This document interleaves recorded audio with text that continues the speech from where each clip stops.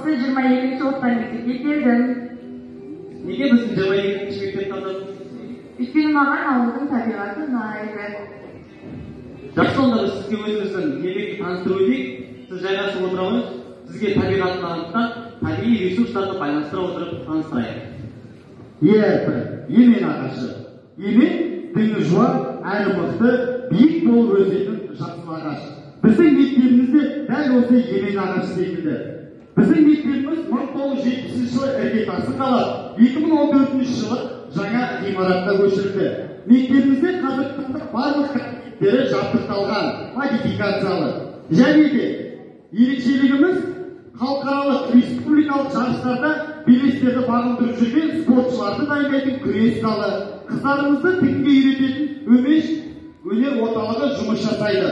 Сонымен қатар еңбекке баулу үшін жылыжай, яғни теплица салынып жұмыс істеліп отыр. Осының арқасында біздің мектеп мықты мектептердің қатарында. Мектебіміз жақсы жабдықталғанымен, оның алдыңғы қатарда болуы ондағы білікті ұстаздардың қолында. Ұстаздарды біз ауылымыздың екінші әрпі ын әрпіне тетіп отырмыз. Барлықтарыңыз білесіздер, қазақ тілінде ын әрпіне басталатын жалғыз ғана сөз бар. Ол мөл. Сол сияқты шахтерде, әкімде, тіпті президенттің өзінде бас иетін жалғыз мамандық ол мұғалім мамандығы.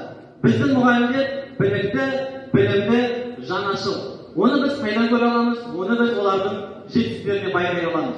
Олай болатын болса, бір қатар жетістіктеріне тоқтала кетейік.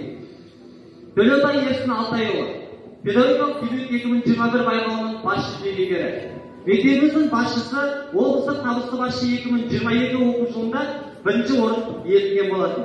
Және де биология пәнінің мұғалімі Бөкенова Гүлнар Шаңғатқызы 2023 жылы үздік жас педагог төс белгісімен марапатталды. Таңдаболова Назым Серікова республикалық үздік жыл психологы 2023 байқауда бас жүлде иеленген болатын. Жұрымбаева Қарлығаш Рақымжанқызы 2023 жылы халықаралық Еуразиялық дизайнер одағының мүшесі болып қабылданды. Және де музыка пәнінің мұғалімі Мақажанова Айнұр Асқабекқызы жетекшілік ететін ән би байқауында, домбыра, вокал байқауларында, халықаралық республикалық байқауларда біздің оқушылар бірінші орынды бермей келеді. Бірек мектептер арасында 2021-22 оқу жылында және 22-23 оқу жылында да жас мамандар арасында жарыста жас мамандарымыз бірінші орыннан түскен емес. Байқап тұрғандарыңыздай біз мұғалімдердің жетістігін айсбергке теңеп отырмыз. Өздеріңіз білесіздер, көріп тұрғандарыңыздай айсбергті біз тек 8-ден 1 бөлігін ғана көре аламыз, ал қалғаны судың астында. Мұғалімдер де дәл сол секілді. Біз мұғалімдердің тек кішкентай ғана жетістігін көре аламыз, ал сол жетістіктерге жеткізетін еңбектерін біз көре алмаймыз. Оны біз неден көреміз? Оны біз оқушылардың жетістіктерінен көре аламыз. Ғалымдардың айтуы бойынша осы айсбергтер бұлақтан пайда болған. Олай болса біз оқушыларымызды осы бәртіндегі бұлаққа байланыстырғымыз келіп отыр. Бұлақ көрсең көзін аш. Барлықтарыңыз білесіздер, бұлақ бастауын таудан алып өзенге құяды, өзеннен көлге құяды. Сол сияқты біздің мектебіміздің басты мақсаты оқушылардың талантын ашып, үлкен өмірге дайындау.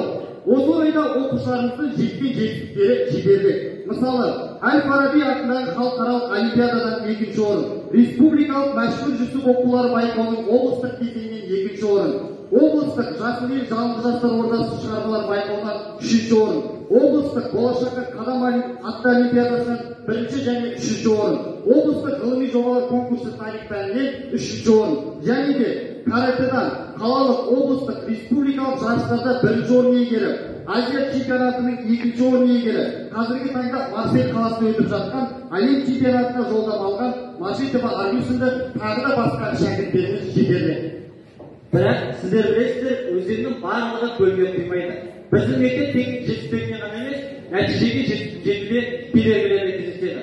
Оны біз ебі-желімен байланыстырдық. Ебі-желі басқа жерлердің ерекшелігі оның кері соғатындығында. Яғни бізде дарынды оқушылармен қатар білімі төмен оқушылармен кездеседі. Біз бұл кедергілермен қалай күресеміз? Білім саласында жақсарту мақсатында бізде зерттеу сабақтары өткізіледі. Оқушылардың дүниетанымын кеңейту мақсатында оқуға ұққыштар мектеп жобасы үнемі үздіксіз жүргізіліп отырады. Оған мұғалімдеріміз де тартылған. Біз сіздерге тек процесті ғана көрсетіп отырмыз, ал нәтижесін портфолиодан көре аласыздар. Сөзімізді қорытай келе, соңғы әрпін біз күнге теңестіреміз. Шуағы мен шуылығы ерекше күнге мектебіміздің сәулесін шұғыланы жарқыратып жүрген шәкірттеріміз бен ұстаздарымыз да бар.